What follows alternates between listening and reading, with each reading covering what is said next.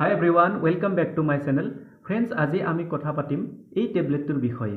কিনো এই টেবলেটটো, ইয়াক কিয় ব্যৱহাৰ কৰা হয়, কেনেকৈ ব্যৱহাৰ কৰা হয় আৰু ইয়াৰ সাইড ইফেক্ট সমূহ কি কি, সেই সকলো কথাখিনি জানি লম আমি এই ভিডিওটোৰ জৰিয়তে।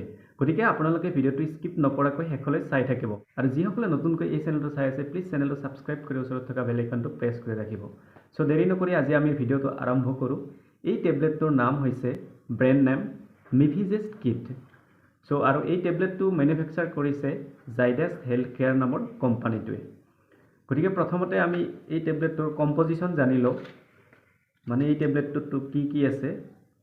সো ইয়াত আছে 5টা টেবলেট, ওপৰটো অলপ ডাঙৰ, বাকি কেইটা অলপ সৰু।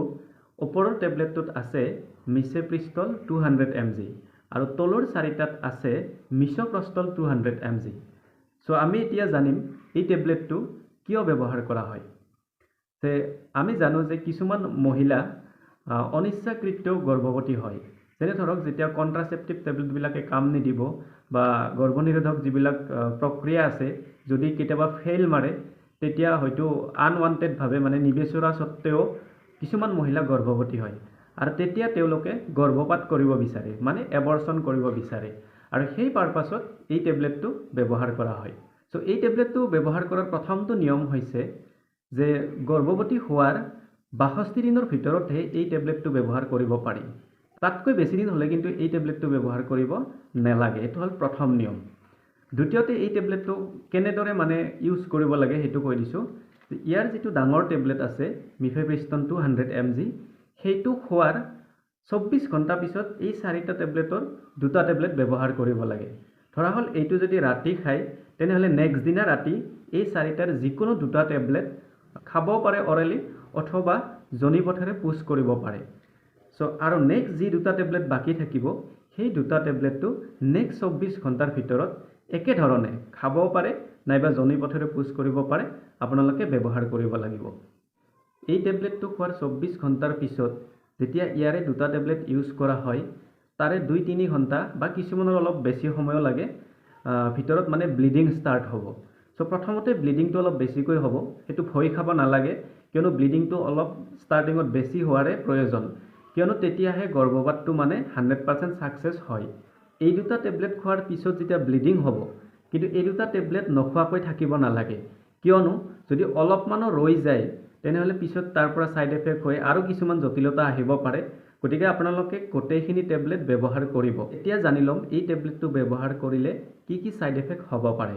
প্ৰথম সাইড এফেক্টটো হৈছে যে বমি ভাৱ লাগিব পাৰে, মূৰটো অলপ বেয়া লাগিব পাৰে, অলপ দুৰ্বল ভাৱ হ'ব পাৰে। দ্বিতীয়তে ৰক্তহীনতাত ভুগিব পাৰে, মানে বডিত তেজ কমি যাব পাৰে। ইয়াৰ উপৰিও যেহেতু এই টেবলেটটোৱে আমাৰ গৰ্ভাশয়টো মানে ইউটেৰাছটো কন্ট্ৰাক্ট কৰি দিয়ে, তাৰ ফলত অলপ পেটৰ বিষো আহিব পাৰে। সো এইখিনি ইয়াৰ মেইন সাইড এফেক্ট। ইয়াৰ উপৰিও কেতিয়াবা কি হয়, কিছুমান মহিলাৰ ক্ষেত্ৰত গৰ্ভপাতটো সুচাৰুৰূপে নহয়, মানে 100% সাকসেছ নহয়, কিছু জাম ৰৈ যাব পাৰে। তেতিয়া কি হয়, জেনেৰেলি ব্লিডিংটো 4-5 দিন হ'ব লাগে, কিন্তু যদি কিছু জাম ৰৈ যায় তেতিয়া ব্লিডিংটো লাহে লাহে বহু দিনলৈকে হৈ থাকে। তেতিয়া আমি এজন গাইনকলজিষ্টৰ পৰামৰ্শ লৈ এটা সোনোগ্ৰাফি কৰাৰ প্ৰয়োজন হৈ পৰে, আৰু সোনোগ্ৰাফিটোত ভালদৰে ওলাই পৰে ক'ত কি জাম ৰৈ থাকে, সেই অনুযায়ী গাইনকলজিষ্টৰ দ্বাৰা ট্ৰিটমেণ্ট কৰি ল'ব লাগে। শেষত এটা কথা কওঁ, এই টেবলেটটো ব্যৱহাৰ কৰাৰ আগত এজন অভিজ্ঞ গাইনকলজিষ্টৰ পৰামৰ্শ ল'ব, কিয়নো আপোনালোকৰ জেনেৰেল হেল্থ চেকআপৰ প্ৰয়োজন হয় এই টেবলেটটো ব্যৱহাৰ কৰাৰ আগত, মানে হিমোগ্লোবিন ঠিকে আছে নে নাই, বা ইউটেৰাছত কিবা প্ৰব্লেম আছে নেকি, বা কিবা জটিল ৰোগ হৈ আছে নেকি, এইবোৰ এটা জেনেৰেল চেকআপৰ কাৰণে এজন গাইনকলজিষ্টৰ পৰামৰ্শ লৈহে এই টেবলেটটো আপোনালোকে ব্যৱহাৰ কৰিব। সো আজিলৈ ইমানে।